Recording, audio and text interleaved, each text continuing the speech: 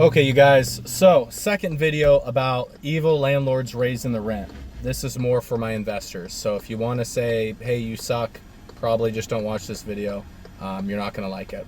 So when you're an evil landlord like me who raises rents occasionally and never the full amount legally allowed by Oregon law, because we're rent controlled, when you do that, you do have a potentially net positive effect on your portfolio.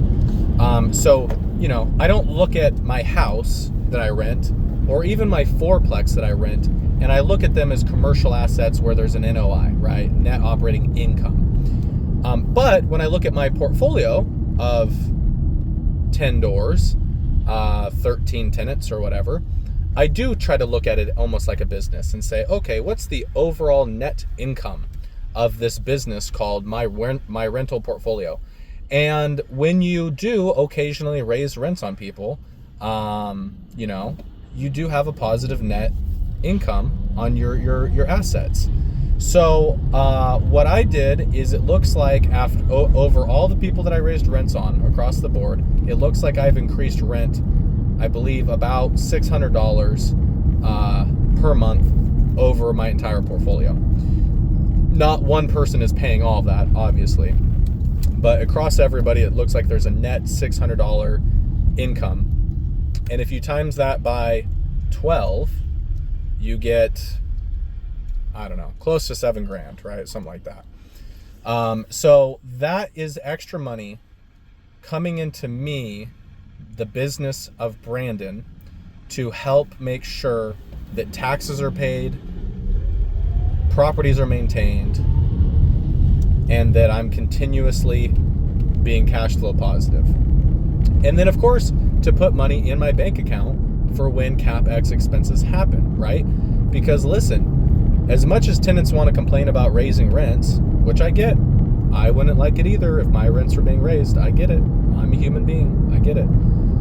But I also understand that they would be less happy if the roof that's over their head starts leaking, right? They'd probably be more upset about that than the $30 or $40 or $75 rent increase, right? If I said, hey, sorry, I don't got the money to fix it, just live with it. Or I send in a handyman and do a half-ass job to kind of like cover it up, right? So, or I just put a big old tarp on the roof. Maybe they'd be okay with that. I don't know. That'd be cheap. But really, like, the extra money, like this approximately $7,000 of net income that will start, if everybody stays and everybody's okay, amenable, I might have one or two people leave, who knows, right? I've had people leave over less. But if everything stays the same, I should have about $7,000 coming in addition, starting January 1st or the 5th, whenever they decide to pay. And all of that excess money, or $600 per month, but $7,000 over the year, is set in an account ready to pay for things when they break, or ready to help me weather the vacancy that happens, right? So there's vacancy, there's repairs, there's CapEx, all these important things. And, hey, I'm not going to lie, an extra $7,000 a year on the same properties that I already own is pretty sweet. That covers a huge chunk of a brand new roof, right? That covers a lot of vacancy. That covers a lot of repairs. 7,000, is a chunk for sure. But again, it's not life-changing. It's not like I'm going to go retire and go on the beach because I'm making an extra $7,000 a year, but it allows me to continue to upkeep the properties and maintain them in a standard that I think is fair for the people living there.